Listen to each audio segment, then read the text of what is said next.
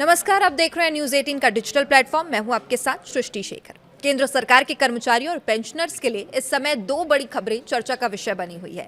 पहली खबर 8वें वेतन आयोग से जुड़ी है, जिसकी गतिविधियां अब तेज पकड़ती दिखाई दे रही है। दूसरी खबर महंगाई भत्ते यानी कि डीएसए में संभावित बढ़ोतरी को लेकर है, जिसकी घोषणा सितंबर महीने में होने की उम्मीद जताई जा रही है। अगर आप केंद्रीय कर्मचारी हैं, पेंशनर हैं या आपके परिवार में कोई सरकारी कर्मचारी है, तो ये जानकारी आपके लिए बेहद महत्वपूर्ण है, क्योंकि आने वाले कुछ महीनों के लिए लिए जाने वाले जो फैसले हैं वो करोड़ों लोगों की आय, पेंशन और आर्थिक स्थिति पर सीधा असर डाल सकते हैं। तो आइए विस्तार से जानते हैं 8वें वेतन आयोग का काम कहां तक पहुंचा है, कर्मचारियों ने कौन कौन सी मांगे रखी है, डीए में कितनी बढ़ोतरी हो सकती है और आखिर इसका फायदा कितना मिलेगा और किसे मिलेगा।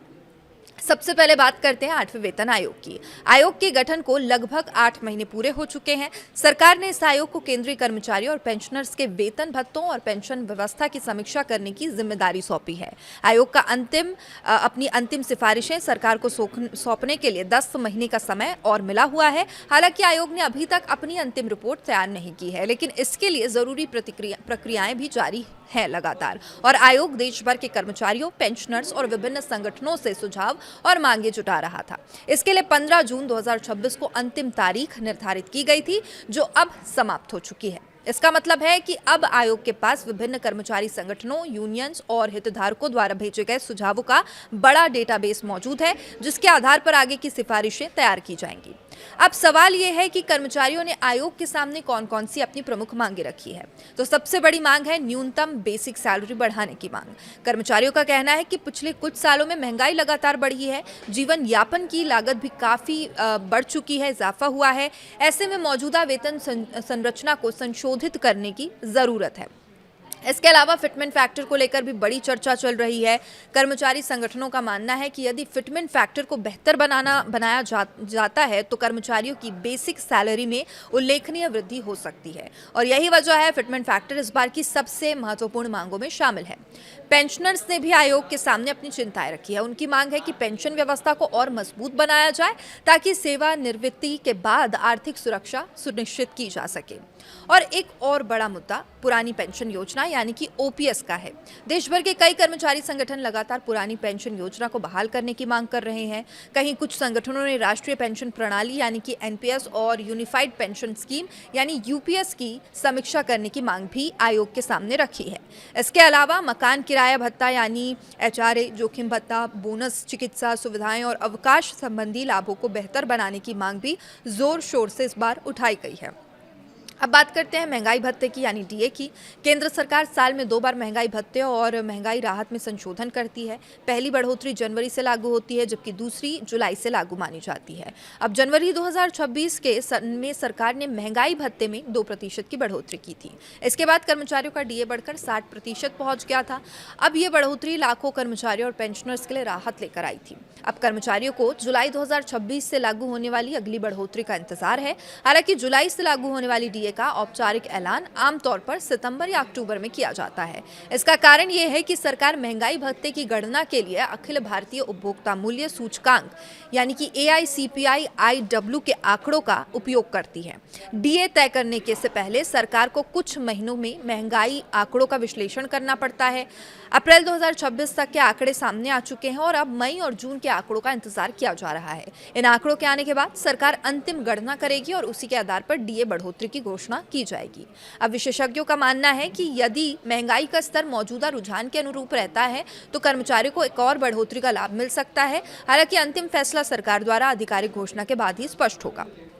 कर्मचारियों के लिए अच्छी बात यह है कि जब भी डीए बढ़ोतरी की घोषणा होगी, उसका लाभ जुलाई 2026 से प्रभावी माना जाएगा, यानी कर्मचारियों को बढ़े हुए डीए के साथ साथ एरियर का लाभ भी मिल सकता है। अब बात करते हैं आयोग की मौजूदा गतिविधियों की। 8वां वेतन आयोग केवल दस्तावेजों और रिपोर्ट के आधार पर निर्णय नहीं लेना चाहता। आयोग जमीनी स्तर पर कर्मचारियों की स्थिति को समझने के लिए देश के विभिन्न हिस्सों का दौरा कर रहा है। आयोग की टीम पहले ही दिल्ली, लद्दाख, जम्मू कश्मीर, तेलंगाना, महाराष्ट्र और उत्तराखंड जैसे राज्यों और केंद्र शासित प्रदेशों का दौरा कर चुकी है। इन दौरों के दौरान आयोग ने कर्मचारियों, अधिकारियों और कर्मचारी संगठनों के प्रतिनिधियों से मुलाकात की थी, उनकी समस्याओं को सुना था, अपेक्षाओं को समझा था।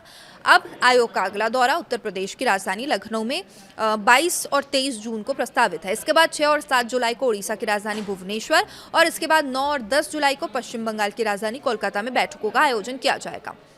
इन बैठकों का उद्देश्य कर्मचारियों की वास्तविक जरूरतों को समझना, विभिन्न क्षेत्रों की परिस्थितियों का अध्ययन करना। आयोग चाहता है कि बेहतर तरीके से कर्मचारियों की मांगों को, उनके सुझावों को समझा जाए और उनकी अंतिम सिफारिशें देश भर के कर्मचारियों की वास्तविक चुनौतियों को ध्यान में रखते हुए तैयार की जाए। अब सबसे बड़ा सवाल, इसका आखिर फायदा किससे मिलेगा?